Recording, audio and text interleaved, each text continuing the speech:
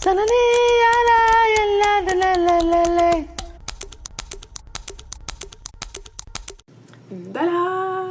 So today we are talking about card number 25, which is the silver-headed mother.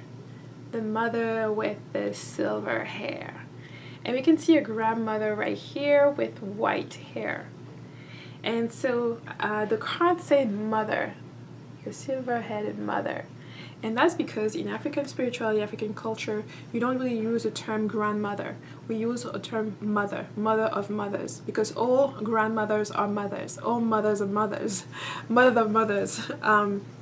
And so there is kind of like, there isn't this kind of differences between, as you will find in English or in French, between a mother and the grandmother.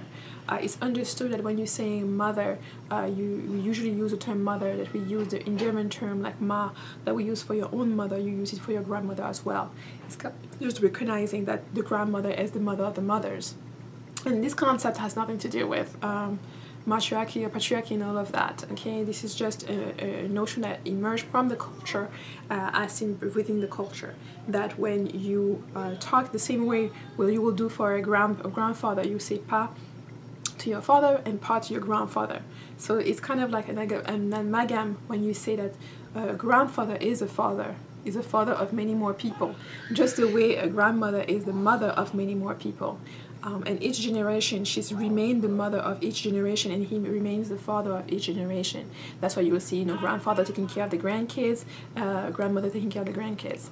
And to come back to the card is actually an invitation to review that, to look at that and say, the silver-headed mother or the silver-headed grandfather, it could have been interchangeable. It's just like, she has a place. She's reached a certain level of knowledge and wisdom. And now she's here to give it. She's here to share it. And sometimes she will share it, she will offer it willingly, simply. But sometimes you have to take the point and actually go and ask and search for that wisdom.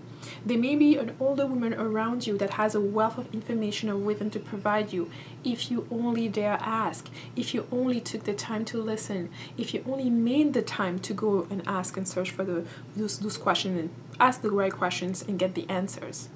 So that's really an invitation for you to look at the woman around you, to look at even the man around you, the elder generation, the well of wisdom that may be right under your nose, that sometimes you're struggling to find answers and solutions to issues you may have, while you have this well of wisdom right next to you.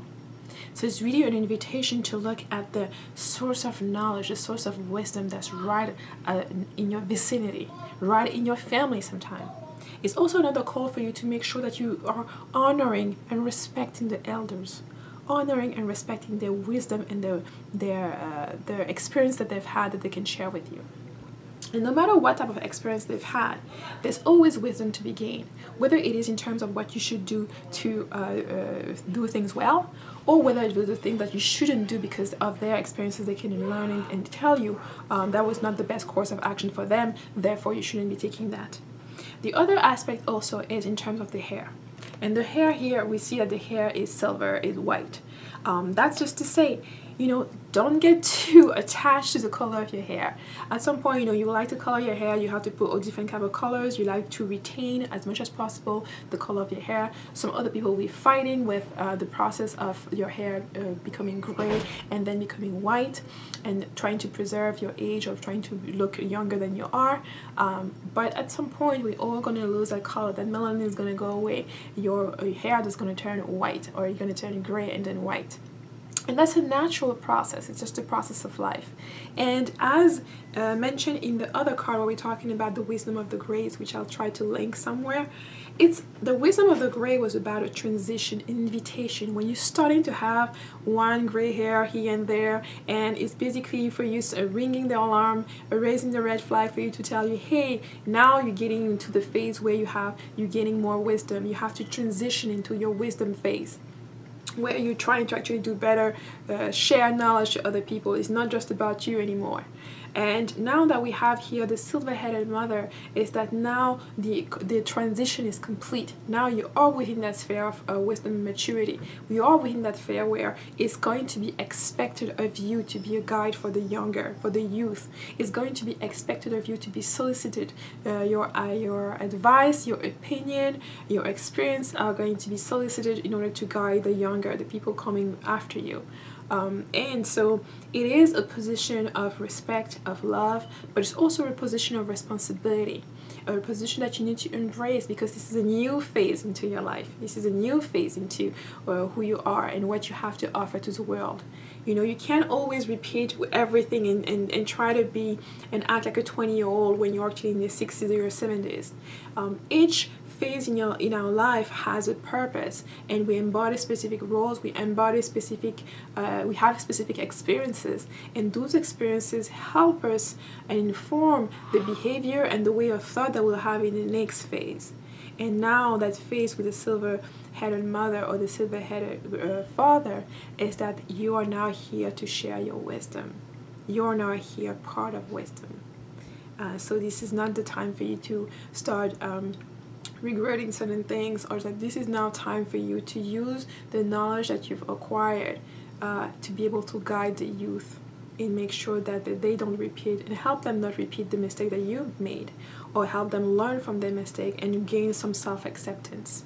So the elders are really looked upon. This is a card that's also inviting you to respect and love the elders. Respect your own elders, your own grandmother, grandfather, but also the grandmother and grandfathers that you may encounter down the streets. In African spirituality, African culture, sometimes when you see a grandmother, you will call her ma, grandma, for respect, because someone's grandmother is just like your own. So you will treat her like your own. You will engage with her like your own.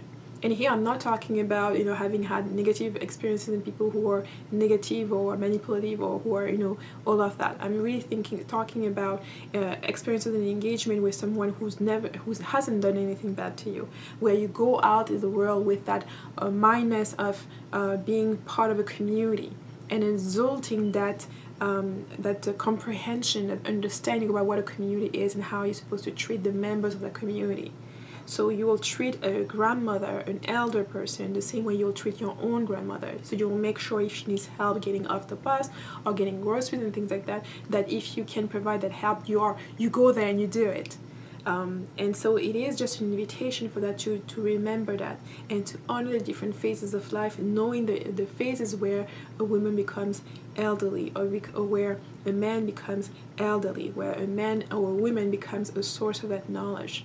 A source where you have the opportunity to dive into and to ask and to learn from.